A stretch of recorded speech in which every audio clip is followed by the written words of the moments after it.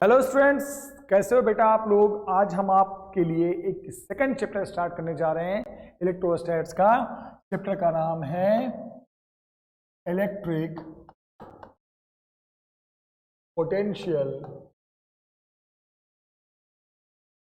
And capacitance. ये chapter का नाम है। पहले हम आज डिस्कस करेंगे इस चैप्टर में पहला topic electric potential.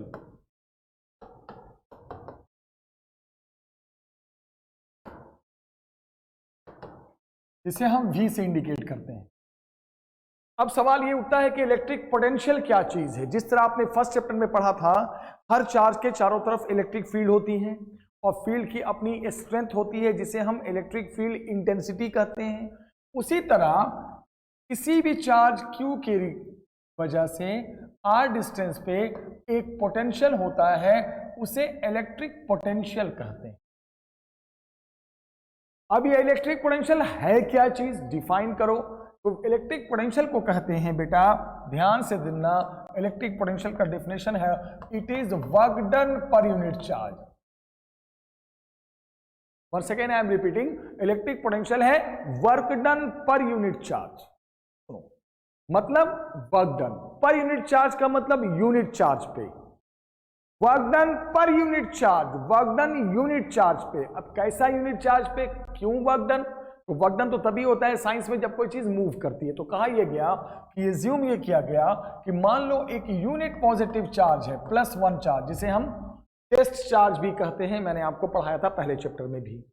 Work done per unit charge का मतलब ये एज्यूम कर लो कि आपके पास एक यूनिट चार्ज है, +1 चार्ज है, और वो चार्ज मूव कर रहा है, तभी तो वर्क डन बोल रहा हूं मैं। वो चार्ज मूव कर रहा है, और कहां से मूव कर रहा है? इंफिनिटी से, इनफाइनाइट डिस्टेंस से मूव करता हुआ आ रहा है। It is moving, it is moving, it is coming from where? Infinity.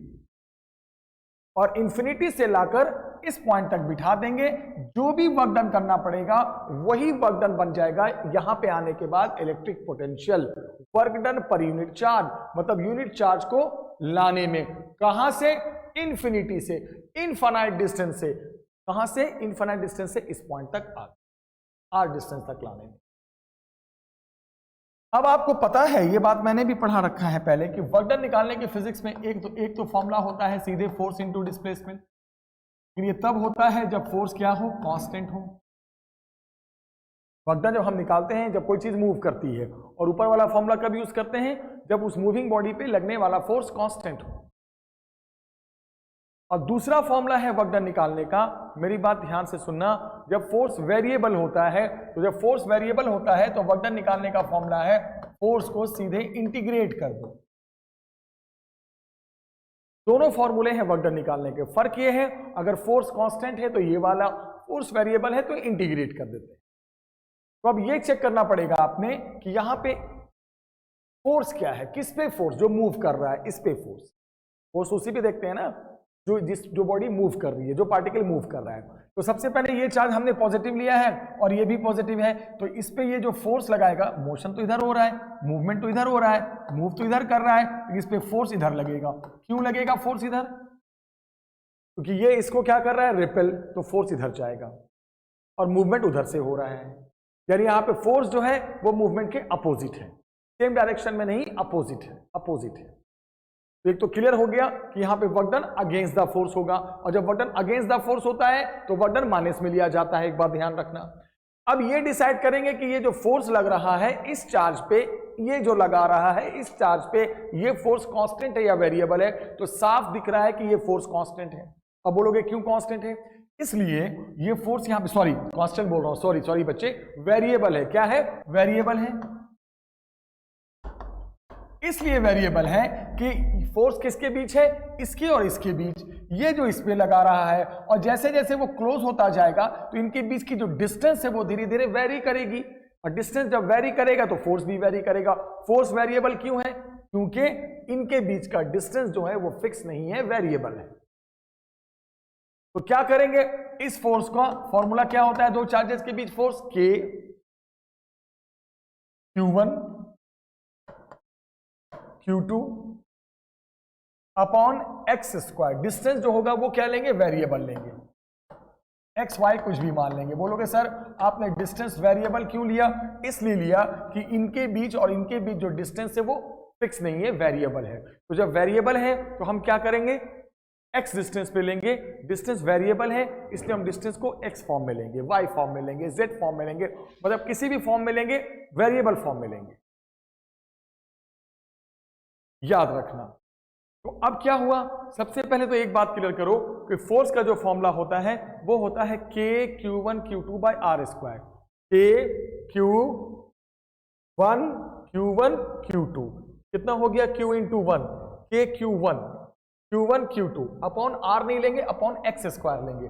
X square इसलिए लेंगे कि उनके बीच का जो डिस्टेंस है वो वेरिएबल है। एक्स मान लेंगे, वाई मान लेंगे, जेड मान लेंगे, बट आर नहीं मानेंगे, डिस्टेंस वेरिएबल है। और ये जो x है इनके बीच का डिस्टेंस जो वेरिएबल मान रहे हैं उसकी शुरुआत कहां से हो रही है, इन्फिनिटी से, और खत्म कहां पे होगा, इन्फिनिटी से आएगा और यहां पे आकर बैठ जाएगा, तो इनके बीच की डिस्टेंस r। सब चीज याद रखना। सबसे बड़ी बात हमें निकालना है work done to move that unit charge from infinity to that point. अब वर्क डन निकालने के दो फॉर्मूले, कांस्टेंट फोर्स के लिए अलग, वेरिएबल के लिए अलग। तो ये चेक करेंगे कि फोर्स इस टॉपिक में कांस्टेंट है या वेरिएबल है। फोर्स किस पे, इस चार्ज पे जो मूव कर रहा है। कौन लगाएगा, ये लगाएगा, ये इसे रिपेल करेगा। फोर्स वेरिएबल क्यों, क्योंकि इनके बीच का डिस्टेंस वेरी कर रहा है, वेरिएबल है, इसलिए हम डिस्टेंस को कोई भी variable form X Y Z में लेंगे, कोई भी वेरिएबल फॉर्म ले लेंगे। एक्स मान लिया, तो क्या लगाएगा इस पे फोर्स, के Q one Q two by x square, K Q by x.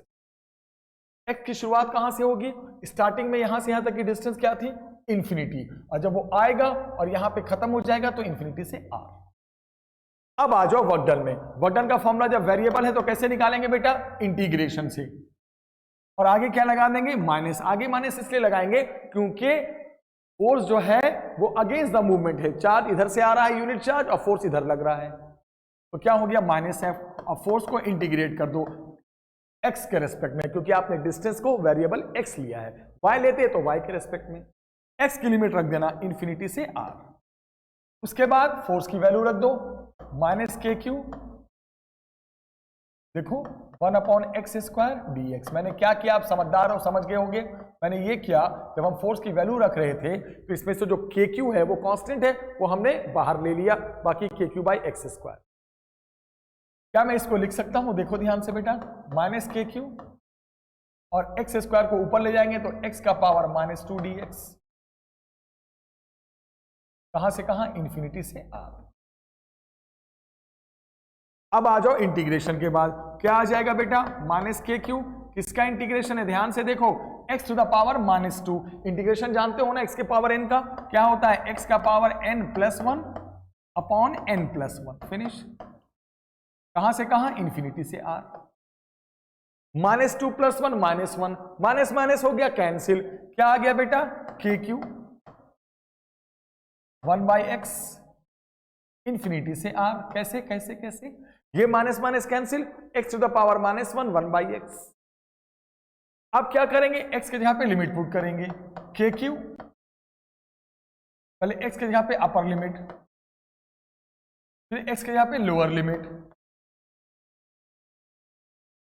फिर समथिंग अपॉन इन्फिनिटी हो गया, जीरो, खत्म।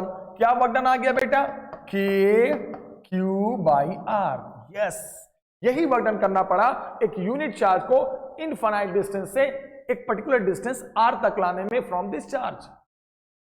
और यही वर्क डन, सुनो ध्यान से, यही वर्क डन किसी भी चार्ज Q की वजह से r डिस्टेंस पे जो भी वर्क डन आया वही बन जाएगा इस चार्ज का इलेक्ट्रिक पोटेंशियल। क्या फॉर्मूला आ गया बेटा, K Q by are. Yes, यही बताना चाह रहा था, this is the formula of the electric potential due to any charge Q at distance r, this is K Q by R. This is called the electric potential due to any charge Q at distance r। अब यहां पे एक सवाल उठता है कि sir मुझे एक बात बताओ। मैंने कहा हाँ भाई बताओ। मैंने कहा बताओ भाई क्या पूछना चाह रहे हो। अब देखो ध्यान से मैं क्या पूछना चाह रहा हूं।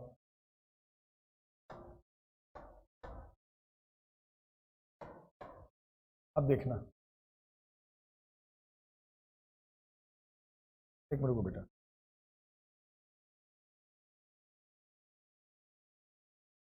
अब यहां पर 1 मिनट होल्ड करो।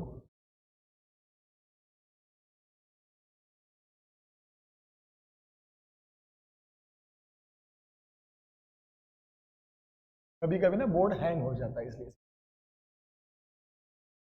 चलो अब मैं जो आपसे पूछूंगा वो जवाब दो। तो due to any charge Q at distance R, potential आ गया V is equal to K Q by R. अब मैं क्या बोल रहा हूं जरा सुनो। अब मैं ये बोल रहा हूं कि मान लो अगर ये चार्ज निगेटिव होता, निगेटिव चार्ज का मैं पोटेंशियल निकालना चाहता, इलेक्ट्रिक पोटेंशियल, तो फॉर्मूला क्या होता पता है आपको? सोचो, दिमाग लगाओ। अगर ये चार्ज माइनस हो जाता तो ये फोर्स जो उधर जा रहा है ना, ये जो फोर्स, अब ये माइनस ये plus, minus unit positive charge को अब इधर ना रिपेल ना करके अपनी तरफ क्या करता? अट्रैक्ट करता। तो जिधर मूवमेंट हो रहा है उधर ही फोर्स लगता। तो यहां पे क्या होता बेटा? ये जो वर्क डन है ये माइनस में नहीं होता, ये माइनस में नहीं होता, ये माइनस में नहीं होता, ये माइनस में नहीं होता, तो लास्ट में ये वाला माइनस रह जाता, ये वाला माइनस रह जाता, ये वाला माइनस रह जाता, तो लास्ट में भी क्या आ जाता? माइनस आ जाता। यानी यही कहना चाह रहा था मैं कि अगर चार्ज निगेटिव होगा तो पोटेंशियल भी निगेटिव में आएगा। और ऐसे दूसरे तरीके से भी समझ सकते हो आप। वो दूसरा तरीका ये है कि आपको मैं बता दूं कि ये जो इलेक्ट्रिक पोटेंशियल है वो पहली बात तो स्केलर है, क्योंकि ये वर्क डन से निकलता है, work done per unit charge, तो स्केलर है। और स्केलर की डायरेक्शन नहीं होती। और मैंने क्या कहा था, जो स्केलर है उसमें अगर साइन नेगेटिव है तो नेगेटिव में ही कंसीडर करना है। अगर कोई क्वांटिटी स्केलर है तो अगर साइन नेगेटिव है तो वो पोटेंशियल भी नेगेटिव में ही आएगा, क्योंकि जो क्वांटिटी स्केलर होता है उसमें चार्ज अगर नेगेटिव है तो नेगेटिव को भी कंसीडर करना पड़ेगा। डेरिवेशन के थ्रू भी देख लिया आपने, लास्ट में माइनस आ रहा था। कॉन्सेप्ट से भी समझ लो कि पॉजिटिव चार्ज का पोटेंशियल पॉजिटिव, नेगेटिव है तो चूंकि स्केलर है पोटेंशियल की कोई डायरेक्शन होती नहीं है। जैसे इंटेंसिटी की तो डायरेक्शन होती थी, पॉजिटिव चार्ज तो away from the charge, negative है तो intensity towards the charge. Intensity की डायरेक्शन होती थी बट पोटेंशियल की कोई डायरेक्शन नहीं होती, सिर्फ वैल्यू होती है। क्योंकि ये स्केलर है तो नेगेटिव का, अगर नेगेटिव में है तो आपको नेगेटिव वैल्यू भी रखना पड़ेगा। अब किसी ने कहा इसकी यूनिट बता, तो यूनिट यहां से बता सकते हो, कौन सी बड़ी बात है? का जूल पर कूलम, कॉटन का जूल पर कूलम, शॉर्ट में लोग इसे वोल्ट भी कहते हैं, कई सारे लोग इसे वोल्ट भी कहते हैं।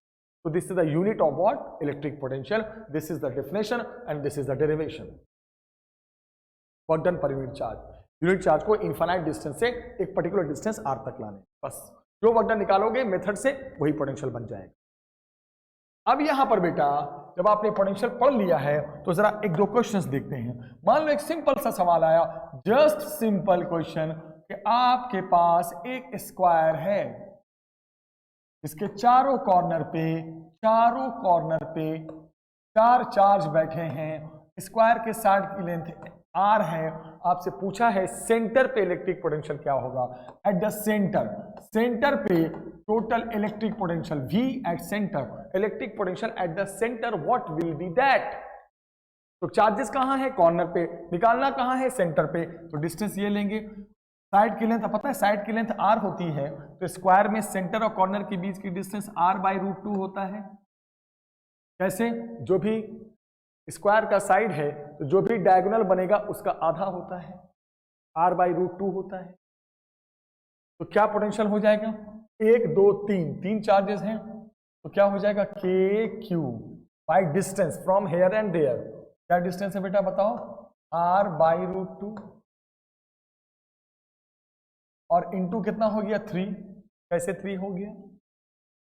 KQ/R plus KQ/R plus KQ/R। R का मतलब distance from point and charge.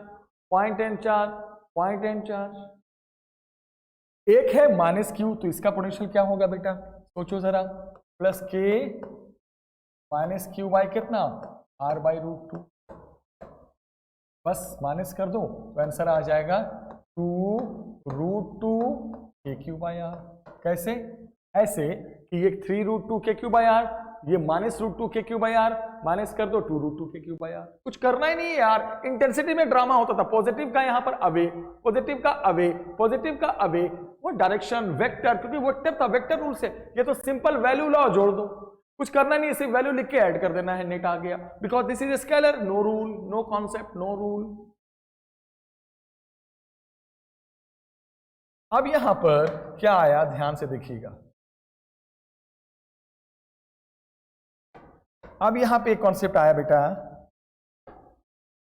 सुनो, कॉन्सेप्ट ये आया, एक सवाल आया कि आपके पास दो चार्जेस हैं, एक चार्ज है Q1 इज इक्वल टू ई, दूसरा चार्ज है Q2 is equal to -4e, E4 electron का चार्ज, E एंड 4e, दो चार्जेस हैं, एक पॉजिटिव है और एक नेगेटिव है। और उसने कहा इन दोनों चार्जेस के बीच जो डिस्टेंस है वो डिस्टेंस है 2 मीटर, दोनों चार्जेस के बीच जो डिस्टेंस है वो है 2 मीटर, 2 मीटर उनके बीच की डिस्टेंस। मेरी बात समझो, 2 मीटर उनके बीच की डिस्टेंस। पूछा ये है सवाल में कि find a position, find a position on the line joining the charges, on the line joining the charges, इसी लाइन पे एक पोजीशन बताओ where net electric potential becomes zero, जहां पे टोटल नेट इलेक्ट्रिक पोटेंशियल क्या हो जाता है, जीरो हो जाता है। ये बताना है कि बताइए जहां पे टोटल इलेक्ट्रिक पोटेंशियल क्या हो जाएगा बेटा, जीरो हो जाएगा, ये बताना है। सुनो सॉल्यूशन में आ जाओ। सबसे पहले मान लो वो पॉइंट यहां पर कहीं पर है, ऑन द लाइन ढूंढना है, मान लो यहां पर है, क्या मान लोगे, इससे कितनी डिस्टेंस पे है x, इधर से कितनी दूरी हो जाएगी r माइनस एक्स, और यहां पे क्या मान लिया आपने कि यहां पे जो नेट पोटेंशियल है वो क्या है, जीरो है, ये मान लो यहां पे नेट पोटेंशियल जीरो है। ओके, कितनी डिस्टेंस पे इधर से मान लिया x, तो उधर से कितना हो गया r माइनस एक्स। अब यहां पर बताओ नेट पोटेंशियल होगा क्या, फॉर्मूले के हिसाब से k q1 by x plus उधर से क्या हो जाएगा k q2 बाई कितनी दूरी पे यहां से यहां पॉइंट है r माइनस एक्स। अब क्या बोला है उसने, ध्यान से सुनो, Q1 के जगह पे क्या रख दो E, के E बाई एक्स, Q2 के जगह पे क्या रख दो -4e, मैंने क्या कहा था ये पोटेंशियल है, माइनस है तो माइनस को कंसीडर करना है, r माइनस एक्स। और क्या बोला यहां पे नेट पोटेंशियल क्या है, जीरो है, तो जीरो कर दो, जीरो लेके चलना है, जीरो माना है ना मैंने यहां पर। अब बताओ क्या हो गया, जब जीरो होगा तो क्या हो जाएगा, के ई कॉमन है ना बेटा, यहां भी के ई कॉमन है तो क्या हो जाएगा 1 बाई एक्स -4 बाई आर के यहां पे क्या कर दोगे 2 माइनस एक्स इजिकल टू कितना जीरो, के ई कॉमन हो उधर जाके जीरो हो गया। अब तो सॉल्व करना है, इधर कितना हो गया बेटा 1 बाई एक्स इजिकल टू कितना 4/2 माइनस एक्स, क्रॉस मल्टीप्लाई कर दो 4x इजिकल टू कितना 2 माइनस एक्स, उधर आ गया 5x इजिकल टू कितना 2, x इजिकल टू कितना 2 बाई 5 यानी कि कितना 0.4 मीटर। बोल दोगे सर वो जो पॉइंट है ना जहां पे दोनों का नेट पोटेंशियल जीरो है, इससे 0.4, तो ऑब्वियसली बात है इससे 1.6, इधर 0.4 आ रहा है तो इधर से 1.6, यहां पे नेट पोटेंशियल जीरो है, कुछ नहीं करना पड़ा। और याद है यही सवाल इंटेंसिटी पे होता तो कंडीशन था, सेम नेचर का चार्ज है तो बीच में मानो, अपोजिट नेचर का चार्ज है तो लाइन से बाहर मानो। बड़ा ड्रामा था क्योंकि वो वेक्टर था, डायरेक्शन के हिसाब से डिसाइड होता था, यहां सीधे वैल्यू रख के जोड़ के जीरो कर दे, कुछ भी नया नहीं था, जस्ट सिंपल, आराम से सॉल्व करके यू कैन गेट इट, आराम से निकाल सकते। तो आज की क्लास में जो आपने देखा वो मैंने इलेक्ट्रिक पोटेंशियल डिस्कस किया, जस्ट इलेक्ट्रिक पोटेंशियल, उसका डेफिनेशन बताया, उस पर कुछ क्वेश्चंस एक आध दो क्लियर कर दिए। ऐसे क्वेश्चंस आते हैं इलेक्ट्रिक पोटेंशियल पे, पोटेंशियल का फॉर्मूला आप समझ में आ गया आपको, के Q by electric potential, work done per unit charge. ये जो फॉर्मूला देखा that was the electric potential. Electric potential निकालने के लिए कुछ भी नहीं है, सीधे वैल्यू लिखो सीधे जोड़ दो, और इलेक्ट्रिक पोटेंशियल में कुछ है ही नहीं, कुछ भी नहीं है। अब इलेक्ट्रिक पोटेंशियल में जैसे कभी कभी ऐसे भी सवाल आते हैं, जरा मेरी बात को सुन लो। जैसे मान लो कह देगा आपके पास ना n आइडेंटिकल ड्रॉप्स हैं,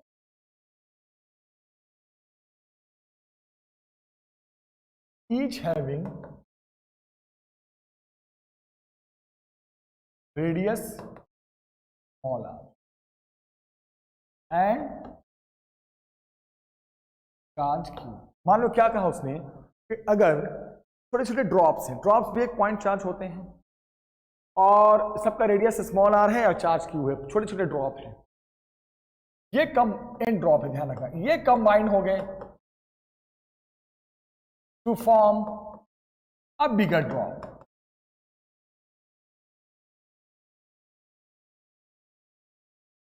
ऑफ रेडियस आर, एक बिगर ड्रॉप में कंबाइंड हो गए जिसका बड़ा मिलने के बाद बड़ा रेडियस बन गया आर, और जब बड़ा बन गया तो चार्ज हो गया क्यू। चार्ज हो गया, पहले छोटा चार्ज था स्मॉल क्यू, अब बड़ा चार्ज आ गया क्यू। तो आपको मैं बताऊं चार्ज पे क्या फर्क पड़ेगा, सुनो ध्यान से। सबसे पहले मैं आपको बता देता हूं, सुनो। चार्ज तो सबसे पहले याद रखना बेटा सीधे n टाइम्स हो जाता है, ये कॉन्सेप्ट याद रखना, क्योंकि छोटे छोटे n ड्रॉप मिलकर एक बड़ा ड्रॉप बनाएंगे तो चार्ज भी छोटे छोटे ड्रॉप का जितने नंबर्स होंगे उतना टाइम्स हो जाएगा। बिगर ड्रॉप का चार्ज ईच स्मॉलर ड्रॉप के चार्ज का n टाइम्स हो जाएगा। पहली बात तो ये क्लियर कर लो। अब आ जाओ रेडियस का रिलेशन बताने जा रहे हैं। रेडियस बिगर ड्रॉप का पहले बताओ वॉल्यूम क्या होगा, 4/3 पाई आर क्यू। वॉल्यूम की बात कर रहा हूं, ड्रॉप है ना बिगर, जो मिलने के बाद कंबाइन होकर जो बड़ा बना है, और वो कितना होगा बेटा, n times of volume of क्या, ईच स्मॉलर ड्रॉप।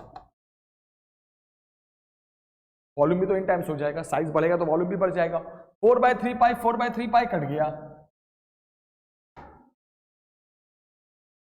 चलो 4/3 पाई हो गया कैंसिल। क्या आ गया बेटा, R cube is equal to कितना आ गया, n into small R cube. Cube को हटा दो, शिफ्ट करो, तो क्यूब को हटाओगे तो क्या आ जाएगा, r is equal to n का पावर 1/3 इंटू आर। देखो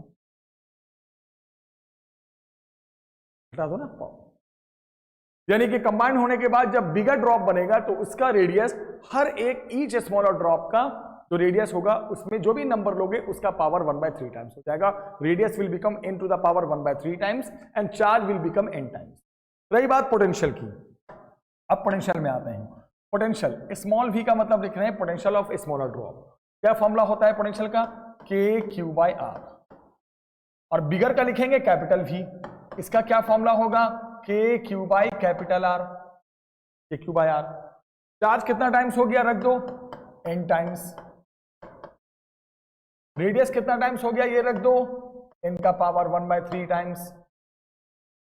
अब थोड़ा ब्रेन लगाओ, यहां भी n यहां भी n, ऊपर n का पावर 1 नीचे n का पावर 1/3, ऊपर नीचे माइनस कर दो तो क्या आ गया बेटा, k/r और इंटू n का पावर कितना 2/3। k/r ऊपर 1 नीचे 1, ऊपर नीचे पावर माइनस कर दो, ये आ गया। और ये k/r क्या है, पोटेंशियल ईच स्मॉलर का आ गया। तो क्या सीखने को मिला कि जो पोटेंशियल हो गया बिगर ड्रॉप का वो हर स्मॉलर ड्रॉप के पोटेंशियल का कितना टाइम्स आ गया, n/2/3, n का पावर 2/3। याद रखना, बहुत कॉम्पिटिशन नीट कहीं आ जाए, 12th में आ जाए, डायरेक्ट याद रखना कि जब छोटे छोटे ड्रॉप कंबाइन होकर एक बिगर ड्रॉप बनाते हैं तो चार्ज सीधे n टाइम्स हो जाता है, रेडियस बड़े ड्रॉप का n to the power 1/3 times हो जाता है, और पोटेंशियल बिगर ड्रॉप का हर एक ईच स्मॉलर ड्रॉप के जो भी नंबर है, जो भी पोटेंशियल है, उस टोटल नंबर का पावर 2/3 टाइम्स हो जाता है, 2/3 times. Charge n times, radius size n का power 1/3 times, and potential voltage each voltage का n का पावर 2/3 टाइम्स। आप सुनो ध्यान से, कभी भी अगर क्वेश्चन आया ना पेपर में बेटा तो ऐसे देगा, बताओ 8 ड्रॉप कंबाइंड हो गए, 8 को सीधे 2 का पावर 3, बताओ 27 ड्रॉप कंबाइंड हो गए तो 3 का पावर 3। हमेशा ऐसा नंबर देगा ना जिसका पावर 3 बन सके, क्यों, ताकि जैसे ही n रखोगे, जैसे 8 है, बोला 8 ड्रॉप कंबाइंड हो गए, 8 ड्रॉप कंबाइंड हुए, तो बताओ बिगर का पोटेंशियल कितना हो जाएगा स्मॉलर के पोटेंशियल के रेस्पेक्ट में। स्मॉलर का पोटेंशियल 2 वोल्ट 4 वोल्ट जो देना है दे देगा, लेकिन जो नंबर देगा वो सीधे ऐसा देगा जिसका पावर 3 बन सके। क्यों, मान लो 27 ड्रॉप बोला तो n के यहाँ पे 3 का पावर 3 का पावर 3 रखोगे तो ऊपर नीचे 3 कट जाएगा। जैसे मान लो बोला 27 ड्रॉप है, कितना 27 ड्रॉप, तो क्या हो जाएगा, n के यहाँ पे 27 को लिख दोगे 3 का पावर 3, तो 3 का पावर 3 और ऊपर से पावर कितना आ गया 2/3, ये 3 कट गया, 3 स्क्वायर कितना हो गया 9, यानी पोटेंशियल पहले तो बिगर का पोटेंशियल होगा वो ईच स्मॉलर के पोटेंशियल का सीधे 9 टाइम्स हो जाए। तो मैं बोल रहा हूं कभी भी ऐसे सवाल में नंबर ऑफ ड्रॉप ऐसा देगा जिसका पावर 3 बन सके, क्यूब, ताकि कहीं पर भी रखो ये जो फॉर्मूले में n का पावर 1/3 आ रहा है, नीचे वाला 3 कट के एक को डिजिट में, कोई नंबर में आंसर आ जाए कि वोल्टेज इतना टाइम्स, रेडियस इतना टाइम्स, लेकिन वो जो नंबर होगा वो एक डिजिट में आ जाए। लेकिन कब? जब n ऐसा नंबर दे जिसका पावर होल 3 में आ सके, क्यूब में आ सके। तो बेटा ये सब चीजें जो आप पढ़ रहे हो ना, ये सब इलेक्ट्रिक पोटेंशियल पढ़ रहे हो। तो मुझे पूरी उम्मीद है आपको आज की क्लास समझ में आई होगी। इलेक्ट्रिक पोटेंशियल मैंने डिस्कस कर दिया। हम नेक्स्ट वीडियो में मिलेंगे। आप लाइक करो बेटा, अच्छी लगे तो लाइक जरूर किया करो, हमें एनर्जी मिलती है कि बच्चे पसंद कर रहे हैं, वीडियो को और अच्छे से बनाएं, ठीक है। और शेयर करते रहो। मिलते हैं नेक्स्ट वीडियो में बेटा, टेक केयर, बाय बाय।